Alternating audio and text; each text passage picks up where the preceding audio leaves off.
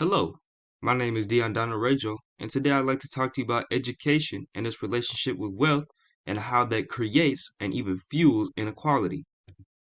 However, first, I'd like to establish the importance of education by creating a baseline of what I mean when I say education.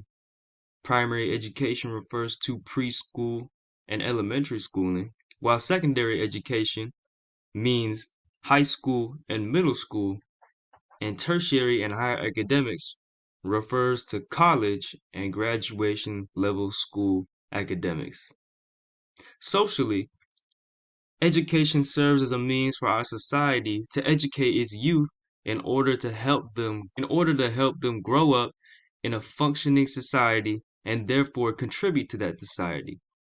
Economically, it means educating future workers in order to get them better jobs to contribute to a nation's economy on a local and national scale. Politically, education serves as an investment by governments to invest in their populace to keep their nation going and to also keep that nation going on a global stage. However, economics and general knowledge are key factors of education, as education allows for families and individuals to boost themselves financially by having more access to knowledge and information that can help them in life. While it may seem that education as an investment is a given, some nations unfortunately do not invest in education for a litany of reasons. As Sarwar and colleagues point out, education of those in developing nations in the primary years is most critical to future outcomes in every single aspect of life. And this also doubles for women, as it means they're more likely to continue their education. However, primary education should not be the only focus, as an across the boards approach to primary, secondary, and tertiary education should be made to see substantial benefits as seen in nations like Nigeria and Pakistan, specifically in the tech industry and middle class. As by thrusting people into their education, they will be more likely to continue their educational journeys, as they will be more likely to want to pursue further knowledge to not only be constricted to primary education. Institutions like the World Bank focus on women's education in exchange for loans, as they know that in order for GDP growth and a nation's growth in general to happen, more workers must be added into the workforce. However, money is not the only factor to consider, as education of the parents reflects on children's future outcomes. This can be seen in studies done by the U.S. Department of Health and Services in studies of twins, siblings, and adoptees.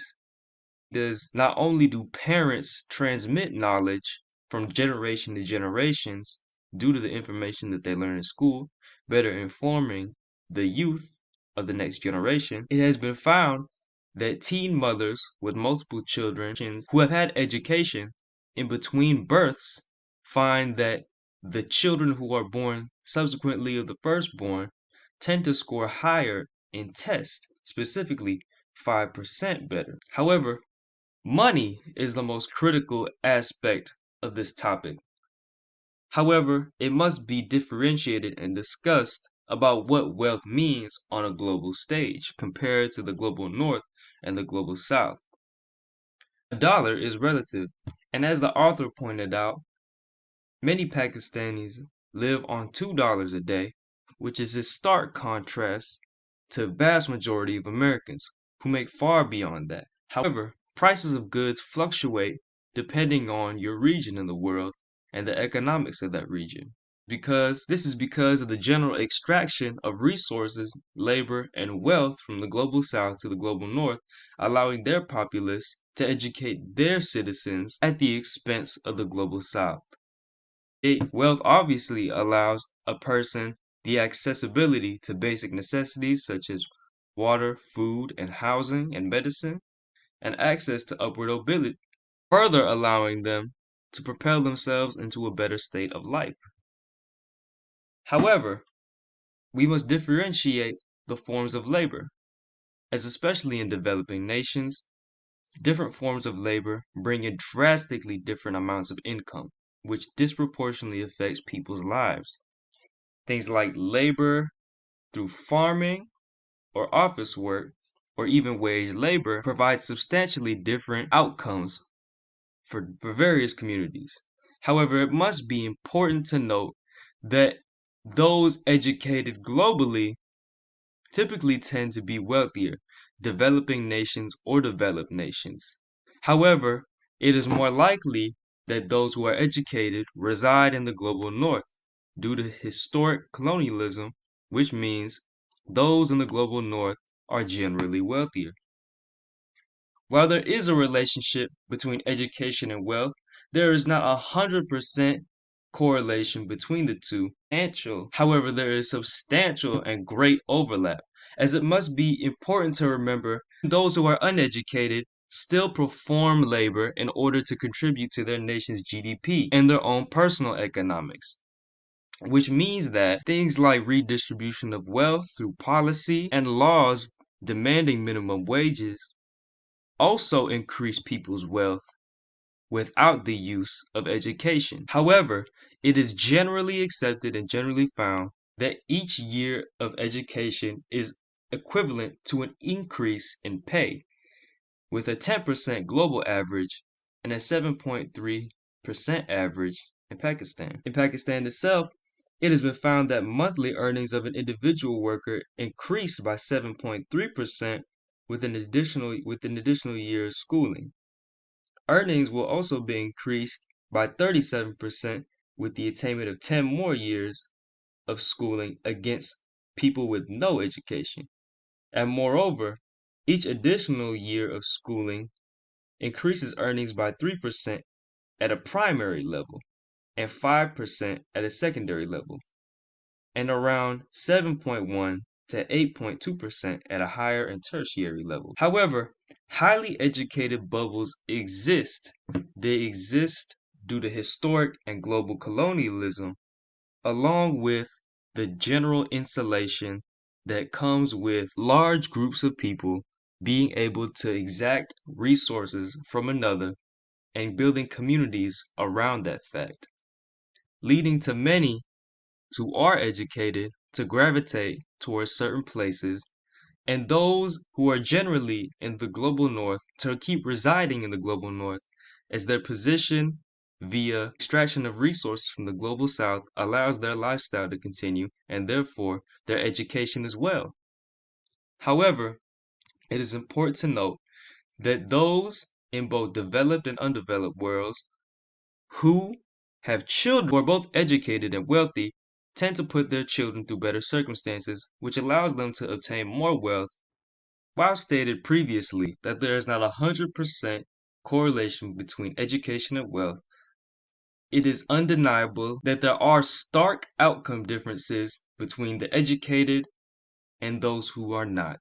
Outcomes are substantially different in developing nations where very few of the populace have higher educations, as seen in the Asian countries throughout the 90s, like Thailand, Malaysia, and Vietnam, along with Pakistan, as these governments invested in their nation's education system and therefore created an educated populace who could fill the middle class, avoiding brain drain and creating GDP growth by creating highly educated jobs that shifted their labor force from a primarily industrial one to a more tech-based, modernized one, with less of a reliance on agricultural means to achieve GDP growth. It is also important to note that when someone has both wealth and educations, they tend to have children later and also tend to marry later. This also applies for both men and women. However, men seem to get married younger, while women are more of an average.